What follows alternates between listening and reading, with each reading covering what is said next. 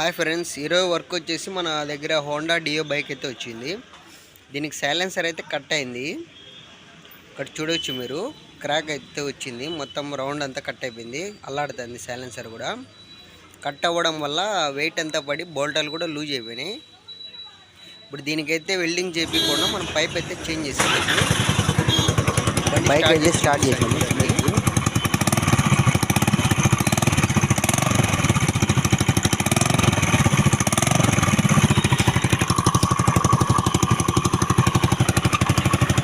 Sound అయితే చాలా విపరీతంగా వస్తుంది. రోడ్డు మీద వెళ్తుంటే అందరూ మనకల్లా చూస్తుంటారు సౌండ్ వస్తుంటే. కస్టమర్ అయితే తెచ్చాడు, పైప్ అయితే తీసుకొని వచ్చాను నేను. మొత్తం పైప్ అంతా చేంజ్ చేయాలి, వెల్డింగ్ చేసి నిలబడదు, మొత్తం అంతా పుచ్చిపోయింది కాబట్టి. పైప్ అయితే మనం ఇలా అక్కడి నుంచి అక్కడ వరకు వస్తుంది. హాఫ్ సైలెన్సర్ అంటారు దీన్ని. ఇది వచ్చేసి మనకి 350 అయితే పడింది.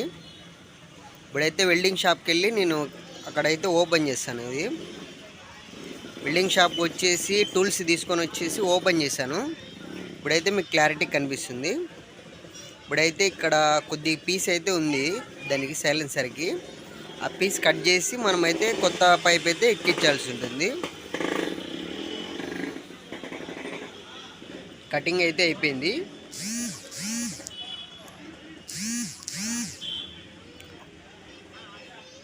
అది లైట్గా మనకి క్రాక్ వచ్చినప్పుడు మనం చూసుకొని వెల్డింగ్ చేసుకుంటే సరిపోతుంది. అలా కాకుండా సౌండ్ పెద్దగా లేదని చెప్పేసి అలాగ పడితే ఇది పూర్తిగా కట్ అయిపోయింది. అందుకే మీరు అలాంటి తప్పు చేయకండి. ఏదన్నా చిన్న ప్రాబ్లం ఉన్నప్పుడే చేయించుకోవాల్సి ఉంటుంది. లేట్ చేస్తే ఇలాగే ఉంటుంది.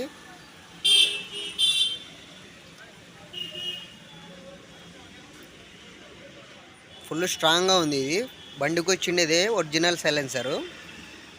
మనకి హాఫ్ సైలెన్సర్ వచ్చేసి లోకల్ది దొరుకుతుంది, ఒరిజినల్ అయితే దొరకదు.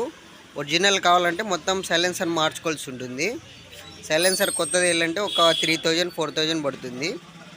ఇక్కడైతే మనకి పైప్ కొత్తదానికైతే మనకి పెయింట్ ఉండడం వల్ల మనకి లోపలికైతే వెళ్ళట్లేదు. ఇది కొద్ది గ్రైనింగ్ అయితే చేసుకుంటున్నాము. ఇప్పుడు దీనికి ఖర్చు వచ్చేసి మనకి 350 పైపు, వెల్డింగ్ దగ్గర ఒక 200 అవుతుంది. ప్లస్ మనది ఒక 100 రూపీస్ అవుతుంది. మనం వెళ్ళి అక్కడ ఓపెన్ చేసి మరీ ఫిట్ చేసుకొని రావాల్సి ఉంటుంది. కాబట్టి కంపల్సరీ మెకానిక్ అయితే ఉండాల్సిందే.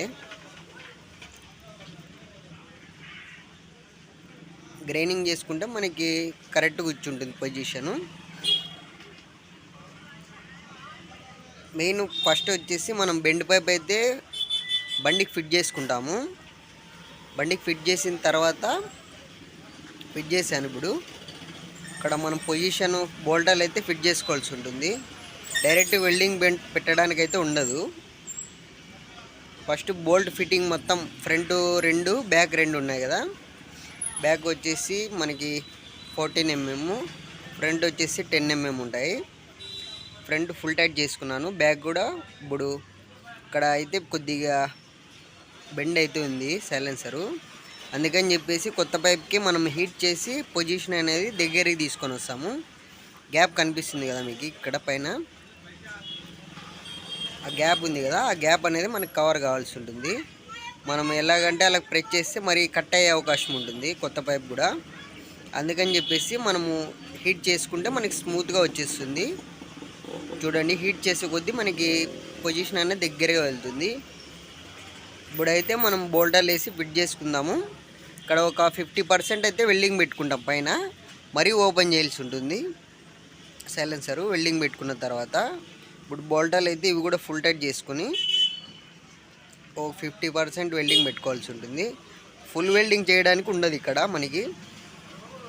బోల్టాలు అయితే ఫిట్టింగ్ అయిపోయినాయి, మనము ఫుల్ వెల్డింగ్ అయితే చేయడానికి ఉండదు కాబట్టి పైన హాఫ్ వెల్డింగ్ చేసుకొని బ్యాక్ సైడ్ అది క్లాంప్ ఉంది కదా, అందుకని చెప్పేసి ఫుల్ వెల్డింగ్ చేయడానికి అవ్వదు.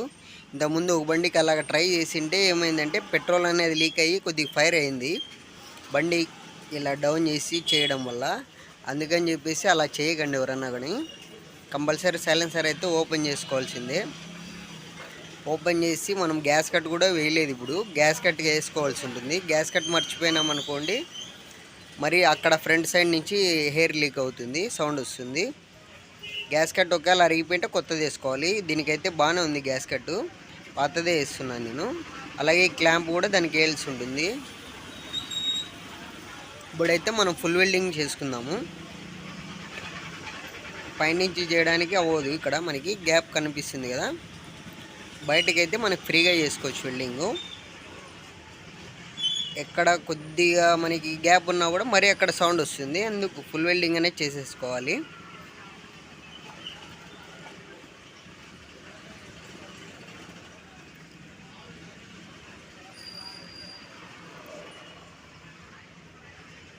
టోటల్ రౌండ్ కంప్లీట్ అయితే అయిపోయింది వర్క్.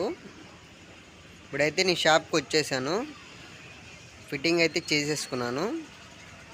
క్లాంప్ ఒకటి చేంజ్ చేయాలి ఇంకా. ఇది ఫ్రెండ్స్ ఇవాళ అప్డేటు. బండి స్మూత్గా ఉంది. Thanks for watching. Please subscribe.